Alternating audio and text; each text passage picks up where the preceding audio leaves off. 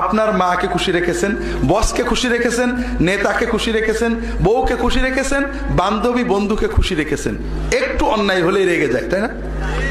এত আদরের স্বামী ভাত একদিন খারাপ হয়ে যায়, যা তা গাল দেয়। এত আদরের বউ একদিন শাড়িটা কুমা হয়েছে অথবা একটা অন্যায় কথা বলে ফেলেছে, রাগারাগি ঝগড়ার শেষ নেই, ঠিক হয় না? হয় না? আর আল্লাহ তাআলা কত ভালোবাসেন বান্দাকে।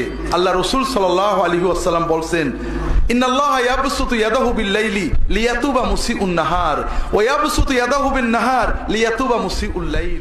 আল্লাহ তাআলা বান্দা যখন গুনাহ করে ফেরেশতাদের শিখিয়ে দেন, গুনাহটা সঙ্গে সঙ্গে লেখো, সারা দিন অপেক্ষা করো, দিনের ভিতরে যদি তওবা করে ওর নামে কোনো গুনাহই লিখো না।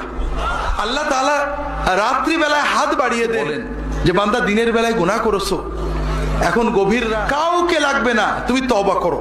তওবা মানে কিচ্ছু না, তওবা মানে পীর সাহেব না, মৌলানা সাহেব না, হুজুর না, তওবা মানে কোনো বিশেষ বাক্য না, তওবা মানে মনের ভিতরে গভীর অনুতাপ, আল্লাহ অন্যায় করে, গভীর ক্রন্দন, আল্লাহ মাফ করে দাও, আর কখনো করবো না, এই সিদ্ধান্ত।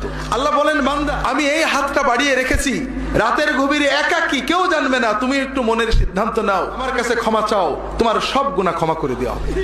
আল্লাহ তাআলা দিনের বেলায় হাত বাড়িয়ে রাখেন, বান্দা রাতের গভীরে পাপ করেছো, কেউ দেখিনি, আমি দেখেছি, এই আমি হাতটা বাড়িয়ে রেখেছি, তুমি আমার কাছে তওবা করো, মাপ চেয়ে নাও, আমি তোমার সব গুনাহ মাফ করে দেবো।